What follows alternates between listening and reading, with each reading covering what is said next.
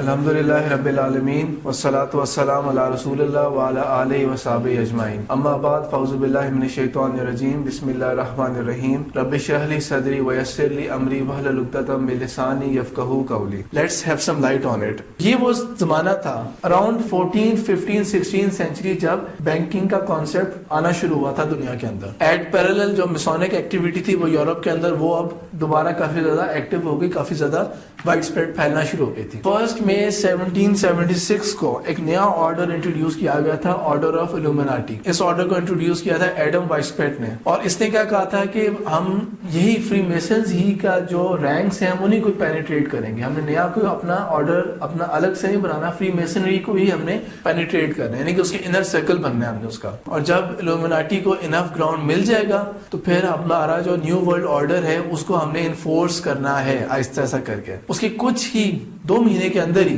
4 جولائی 1776 کو امریکہ کے انڈیپینڈنس مل گئی، یونائٹڈ اسٹیٹس آف امریکہ، اور it became the first independent freemason country, first independent. اس کا جو فرسٹ پریزیڈنٹ بھی تھا جارج واشنگٹن، وہ خود ڈکلیئرڈ فری میسن تھا۔ یہ کوئی بہت سیکرٹ ڈاکومنٹس نہیں ہے، آپ اگر گوگل پہ یہ ورڈ لکھیں گے نا، آپ کو پہلی سرچ میں یہی چیز ہی ملے گی، آپ کو بہت ڈھونڈنے کی ضرورت نہیں ہے۔ اب یہ فاؤنڈنگ فادرز تھے امریکہ کے، جب امریکہ فاؤنڈ ہوا تھا ان کے کمنٹس دیکھیں۔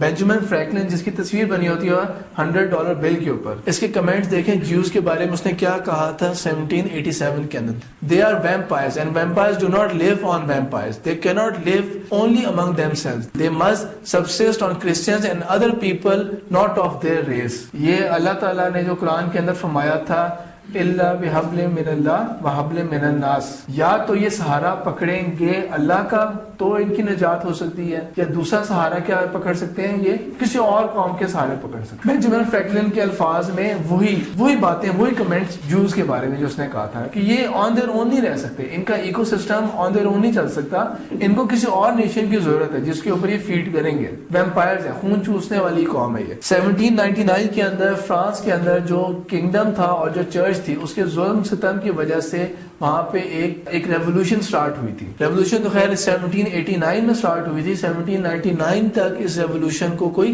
کامیابی حاصل ہوئی تھی۔ جو تھاٹ تھی اس کے پیچھے، جو آزادی کا کانسیپٹ تھا، اس آزادی کے اندر کیونکہ چرچ کے اینڈ کے اوپر بہت زیادہ ظلم ہوتا تھا، اس لیے لوگوں نے میک شور کیا تھا کہ ہم نے اس سے جان چھڑانی ہے، چرچ کی پاور سے، اور پولیٹیکل پاور جو کنگ کے پاس ہے اس سے جان چھڑانی ہے۔ اس تھاٹ کے پیچھے جتنے بھی لوگ تھے ان کے، وہ سارے کے سارے فری میسنز تھے، فری میسنری تھاٹ تھی۔ جب یہ برتھ ہوا تھا کانسیپٹ سیکولرزم کا، تو فری میسنری تھاٹ تھی اس کے پیچھے۔ یہ بلڈی ریولوشن تھی فرینچ کی، اور ان 10 سالوں کے اندر ان نون نمبر آف پیپل مارے گئے تھے، قتل ہوئے تھے، اور موسٹ ایکسپینسو چیز جو تھی اس زمانے کے اندر وہ بریڈ تھی۔ سب سے زیادہ چوریاں، قتل جو ہے وہ بریڈ کے پیچھے ہوتے تھے، اس قدر برے حالات ہو چکے تھے۔ بہرحال فرینچ ریولوشن جب آئی تھی تو اس سے فائدہ یہ حاصل ہو گیا تھا کہ جو فری میسونک جو تھاٹ تھی وہ یورپ کے اینڈ سینٹر کے اندر اب آ سکتی ہے۔ لیکن ایک پرابلم یہ ہو گئی کہ وہی فری میسنز، انہوں نے جس جنرل کو اپنے ساتھ ملایا تھا، نپولین بوناپارٹ، اس نے فرینچ ریولوشن کی کامیابی کے بعد 9 نومبر 1799 کو اپنے آپ کو کلیم کر لیا، میں امپرر ہوں۔ یعنی کہ کامن ایک اسٹرگل چل رہی تھی، جب اسٹرگل کامیاب ہو گئی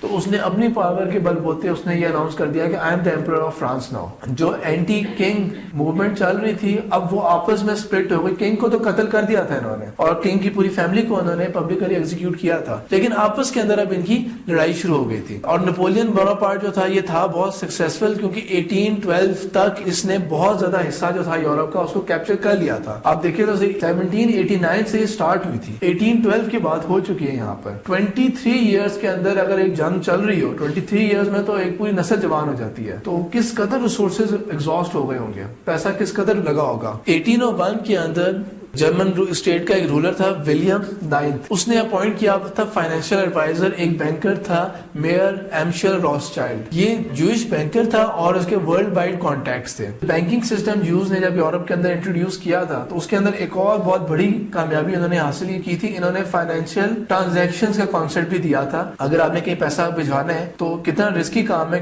کہ گولڈ اور کوائنس کو آپ اٹھا کے لے کے جائیں گے، آپ سمپلی یہ کر دیں ہم یہ کام کر لیں گے، آپ وہ پیسہ ہمیں دے دیں، ہم اس اس بندے کو دے دیں گے پیسہ. یہ کیا کرتے تھے کہ ہر شہر کے اندر جو بھی جوئش بینکرز ہوتے تھے وہ کیا کرتے تھے دوسرے شہر کے اندر اپنے لیول کا جو بھی ان کا پیئر کانٹیکٹ تھا اس کو سمپل یہ نوٹ لکھ کے دے دیا کرتے تھے, فلانے بندے کو فلانے شہر میں اتنے پیسے ادا کر دو آن دس اکاؤنٹ. پیسہ یہ والا پیسہ ادھر رہتا تھا, وہ ادھر ہی رہتا تھا پیسہ. وہ اس شہر میں جو اس کے پاس دوسرے لوگوں نے پیسے گولڈ سلور جمع کراتا تھا ان میں سے جا کے اس کو دے دیا کرتا تھا. تو یہ منی ٹرانسفر کی سروسز بھی انہوں نے اس طرح آفر کی تھی. تو ان کے کانٹیکٹس جو تھے وہ اپنا ایک نیٹ ورک بنا ہوا تھا پورا جوز کا. اب کیونکہ فری میسنز کو پیسے کی سخت ضرورت تھی, مختلف گورنمنٹس کو پیسے کی سخت ضرورت تھی ٹو فائٹ نپولین, کیونکہ نپولین نے پوری یورپ کے اندر وار ویج کی ہوئی تھی. تو ود ان 2 years اس دور کے اعتبار سے ڈینش گورنمنٹ کو 20 ملین فرینکس جو تھے وہ اس نے لون کیے تھے, کیونکہ یہ وہ موقع اس نے دیکھا تھا کہ جو جوئش پرسیکیوشن ہسٹری کے اندر چلی آ رہی ہے, دس از دا رائٹ مومنٹ کہ ہم اس سے نکل سکتے ہیں. اسی تمام اس نے اپنے کانٹیکٹس کو موبلائز کیا تھا کہ تم لوگ پیسہ بس پانی کی طرح بہاؤ. تو جس گورنمنٹ نے جتنے پیسے مانگے انہوں نے دھڑا دھڑ لون دیا تھا کہ کس طرح سے جنگ جیتو تم لوگ. اور آف کورس جب جنگ ہو رہی ہوتی ہے تب یہ تو نہیں دیکھا جا رہا ہوتا ہے کہ ہم بعد میں کس طرح اس کو پے آف کر سکتے ہیں, تب تو جیتنا ضروری ہوتا ہے. تو بہت جلد ہی روتھسچائلڈ جو تھا یہ ایک بہت پاورفل پوزیشن میں آ چکا تھا, کیونکہ اس نے بہت سارے لوگوں کو پیسہ جو تھا وہ لینڈ کر دیا تھا. فائنلی نپولین کو ڈیفیٹ حاصل ہو گئی تھی 1815 کے اندر اس کو. اب یورپ تو ٹھیک ہے اس سے آزاد ہو گیا, لیکن یہ جو جوئش بینکرز تھے, جو روتھسچائلڈ تھا, یہ اب ایک بہت ہی زبردست پوزیشن کے اندر آ گئے ورلڈ کو ڈکٹیٹ کرانے کے لیے. پھر اس طرح اس نے اپنی فیملی کو کس طرح باقی مختلف جگہوں پہ انٹروڈیوس کیا, یعنی کہ وہ پیسہ جو اب نہیں پے بیک ہو رہا تو ہاؤ ٹو ایڈجسٹ اٹ, کیا کیا انہوں نے. فار انسٹنس روتھسچائلڈ نے اپنی بیٹی کی شادی کروائی تھی سر موزیس مونیفر سے, جو ایک گریٹ برٹن کے پیلس کے اندر ایک بہت انفلوئنشل پوزیشن کے اندر بندہ تھا. اس کا بیٹا جو تھا ایمچر روتھسچائلڈ کا نیتھن روتھسچائلڈ, اس نے 1818 کے اندر 5 ملین پاؤنڈ جو تھے اس نے لون کیے تھے مختلف یورپین کنٹریز کو کرائسس سے نکلنے کے لیے.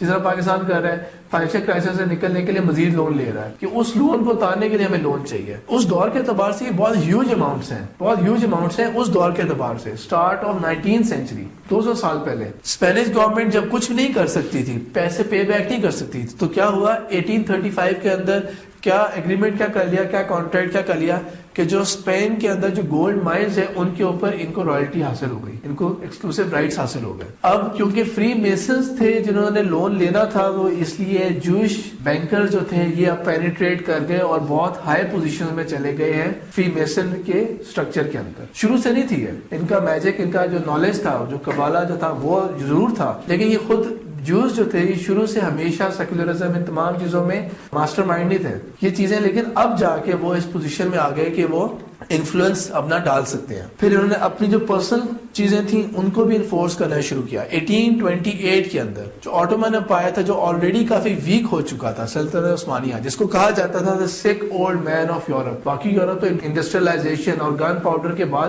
بہت آگے جا رہا تھا, لیکن آٹومن امپائر اتنا نہیں تھا, تو اس کو یہ انہوں نے لقاب دیا ہوا تھا. تو جیوز نے اسی پلیٹ فارم کو یوز کرتے ہوئے فرینچ اور برٹش گورنمنٹ کو فورس کرنا شروع کیا کہ آٹومن امپائر سے کہا جائے کہ آپ ہمیں سیٹل ہونے کی اجازت دیں فلسطین کے اندر, جو ہمارا رائٹ تھا یا ہمارے اینسیسٹرل پلیس ہے, آپ ہمیں وہاں پر جگہ دے رہنے کے لیے. اس کے ساتھ ساتھ مختلف یورپین کنٹریز نے اب یوز کے اوپر جو پہلے ریسٹرکشن چلی آ رہی تھی کہ گیٹوز میں رہیں گے, شہروں میں آ نہیں سکتے, ان کو ٹریڈ کی جائے, وہ تمام رائٹس اب انہوں نے ان کو دینے شروع کر دیا. یہ زیادہ پرانی بات نہیں ہے, only 200 years ago سب رائٹس ان کو واپس ملنا شروع ہو گئے. یو کے نے 1860s کے اندر ایکول رائٹس کر ڈال دیا تھا کہ اب ہم اور یہ ایکول سٹیزنز ہیں, کوئی فرق نہیں ہے ہمارے اندر. اور میس امیگریشن ہونی شروع ہوئی تھی امریکہ کی طرف کہ بائی 1924 2 ملین سے زیادہ لوگ جو ہیں, جو جیوز ہیں, وہ امریکہ جا کے سیٹل ہوئے تھے. اور نیو یارک کو ویسے بھی یہ لوگ کہا کرتے تھے جیو یارک کہا کرتے تھے کہ وہاں پہ اتنے جیوز آباد ہیں کہ وہ جیو یارک ہے.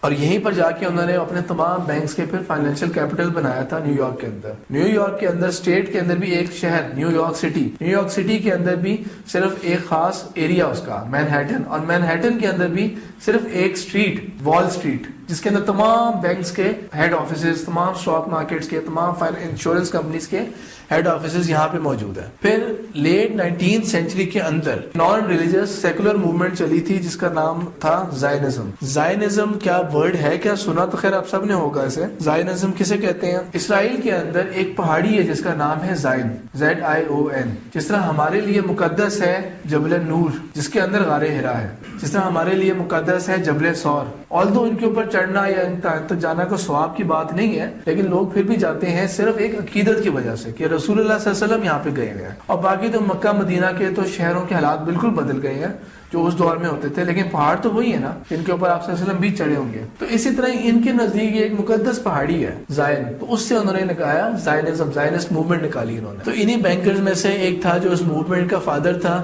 تھیوڈر ہرٹزل. 1862 1904, یعنی کہ اتنی زیادہ ایج نہیں تھی اس بندے کی, ہارڈلی 44 ایئرس, صرف 44 ایئرس کی ایج میں مر بھی گیا تھا. لیکن انہوں نے اس ٹائم کے جتنی بھی سپر پاورز تھیں یورپ کی, ان سب کو صحیح پریشرائز کرنا شروع کیا.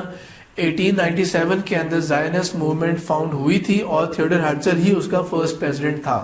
فرسٹ زائنسٹ موومنٹ جو تھی وہ 1897 کے اندر سوئٹزرلینڈ کے شہر بیسل یا بازل کے اندر ہوئی تھی, جس کو 197 بہت بڑے بڑے جو جوز تھے انہوں نے اٹینڈ کیا تھا, اور یہاں پہ انہوں نے اپنے پروٹوکولز بنائے تھے. پہلی جو ان کی کانفرنس ہونی تھی وہ ہونی تو میونخ جرمنی کے اندر تھی, لیکن وہاں پہ اینٹی جوئش جو سینٹیمنٹ تھے وہ کافی ہائی تھے, اس لیے انہوں نے اس کو بازل میں کی تھی. اور سوئٹزرلینڈ بھی جو ہے وہ ایک طرح کا یہی فائنینشیل اور بینکنگ سیکٹر کا ایک طرح کا یورپ کے اندر ہے ہب ہے. وہ جو اصل بیسکلی سوئٹزرلینڈ کا جو انجن ہے جہاں سے وہ چلتا ہے وہ یہی فائنینشیل سروسز ہی ہیں ان کی. تو اس کی اپنے پرسنل ڈائری کے اندر ہرٹزل نے لکھا تھا, at Basel I founded the Jewish state. ان پروٹوکول میں سے ایک یہ بھی تھا کہ انہوں نے اپنا جوئش اسٹیٹ بنانا ہے, تو اس نے اپنی ڈائری میں لکھا ہوا, at Basel I founded the Jewish state. If I said this out loud today I would be answered by universal laughter. پہلی بات ہے اگر جا کے کہا جائے گا کہ آج ہم نے اس یہودیوں نے اپنا ملک آزاد کر لیا, اپنا ملک حاصل کر لیا, ہنسیں گے, پوری دنیا ہنسے گی. If not in 5 years, certainly in 50 years, everyone will know it. اور واقعی 50 years میں ہی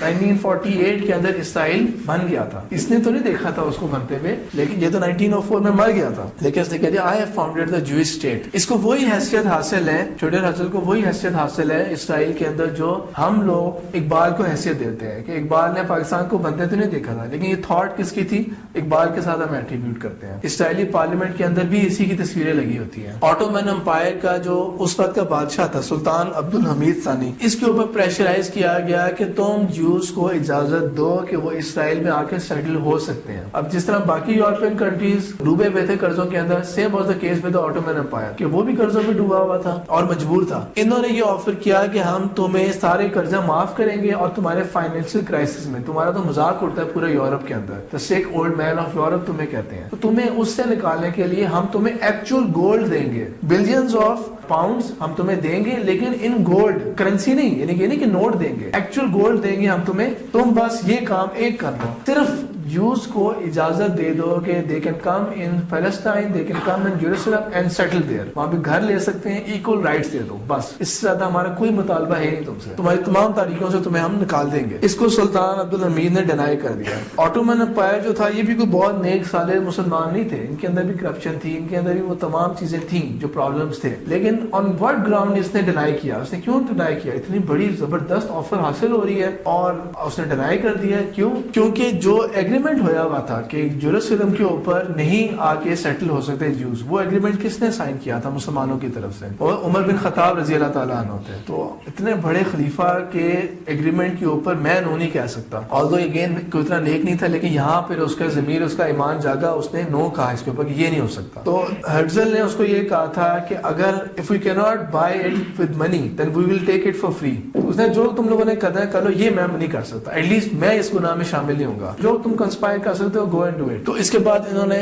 جتنی بھی موومنٹس تھیں ان کو ترکی اور آٹومن امپائر کے اندر ان کو انہوں نے ایکٹیویٹ کرنا شروع کیا. آٹومن امپائر کے اسکوپ کے اندر جتنے بھی ملک آتے تھے ان تمام ملکوں کو انہوں نے ینگ مائنڈز کو انہوں نے پلوٹ کرنا شروع کیا کہ اپنی آزادی کی بات کرو تم لوگ. عرب کے اندر, نان عرب کنٹریز تمام کے اندر انہوں نے نیشنلزم کے بیج ڈالنے شروع کیے کہ تم لوگ اپنے نیشن ہوڈ کو کال کرو تم لوگ. یہ کیا عجیب سا ماڈل لے کے بیٹھے ہوئے خلافت کا, اس کو ختم کیا جائے. تو under ground under ground movement جو تھی ان کو ایکٹیویٹ کیا گیا. 1905 کے اندر پھر جب سپر پاور جو تھی ان کو اپروچ کیا گیا اور ان سے کہا گیا کہ آٹومن امپائر کو اب ہم نے ختم کرنا ہے, اس لیے اسٹارٹ ورکنگ آن اٹ, اب اس کے بارے میں کچھ کرو. تو یہ جو نیشنلزم اٹھایا گیا تھا یہ ایجنڈا بنا تھا. اگست 1914 کے اندر ورلڈ وار 1 جو تھی یہ اسٹارٹ ہو گئی تھی 9 ایئرس کے بعد. اور آٹومن امپائر جو ہے وہ پتہ نہیں کیوں ان سمپتھی آ کے ود جرمنی انہوں نے انور پاشا اور جمال پاشا جو تھے انہوں نے فولشلی اس کے اندر گھس گئے جنگ کے اندر, جو ان کی جنگ ان کی تھی بھی نہیں, اس کے اندر گھس گئے ورلڈ وار 1 کے اندر. جیسے ہی گھسے یہ ورلڈ وار 1 کے اندر تو ساتھ ہی جہاں جہاں انہوں نے اپنے جو 9 سالوں کے اندر ایجنٹس پیدا کیے تھے مختلف جگہوں کے اندر ان سب کو ایکٹیویٹ کر دیا. اب تم لوگ ہر جگہ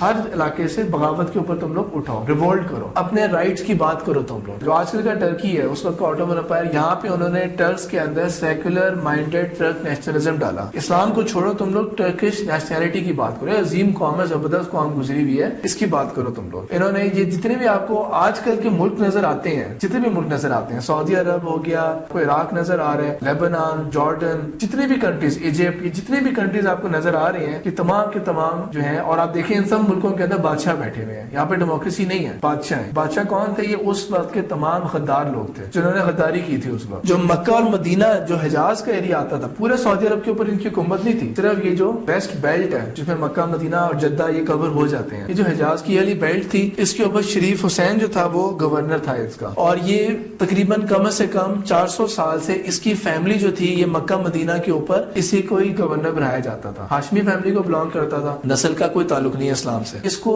سازش ڈالی گئی, برٹش امپائر نے اس کو سبز باغ دکھائے کہ تمہیں ہم لوگ فل سپورٹ کریں گے, تم بے فکر رہو, تم ریوولٹ پہ اتر آؤ. اس نے ریوولٹ کیا. برٹن کی طرف سے کرنل لارنس جو تھا وہ یہاں پہ آیا تھا اور اس نے آ کے اس کا ساتھ دیا تھا. اس کے بیٹے تھے شریف علی, اس کے علاوہ اس کا بیٹا تھا شریف فیصل اور شریف عبداللہ. انہوں نے مل کے آٹومن امپائر کے خلاف کنسپائر کیا. اور ساتھ ہی ایک اور چال کیا چلی تھی انہوں نے کہ سعودی عرب کے اس دور پہ صرف عرب کہلاتا تھا, سعودی عرب کے سینٹر کے اندر شہر تھا ریاض کا. ریاض شہر کے اندر ایک اور فیملی تھی جس طرح یہ شریف فیملی تھی, وہاں پہ ایک اور فیملی تھی سعود فیملی, ان کو بھی انہوں نے ووٹ کیا, ان کو بھی اٹھایا. ایک ویڈیو کلپ ہے میرے پاس ورلڈ وار 1 کا جس کے اندر گولڈ لیف کی کنٹینرز آ رہے ہیں, شپمنٹس آ رہی ہیں, گولڈ لیف سگریٹ جو ہوتا ہے اس کے اندر کنٹینر جب کھلتے ہیں تو صرف اسلحہ بھرا ہوا ہے, اسلحے سے بھرے ہوئے کنٹینرز ہیں لیکن اوپر گولڈ لیف کے لگے ہوئے ہیں, یعنی کہ اپنی کمپنیز کو انہوں نے یوز کیا تھا. تو وہاں پہ انہوں نے سعود فیملی کو اٹھا لیا اس کے خلاف, شریف حسین کے خلاف, اور شریف حسین کو اٹھایا انہوں نے آٹومن امپائر کے خلاف.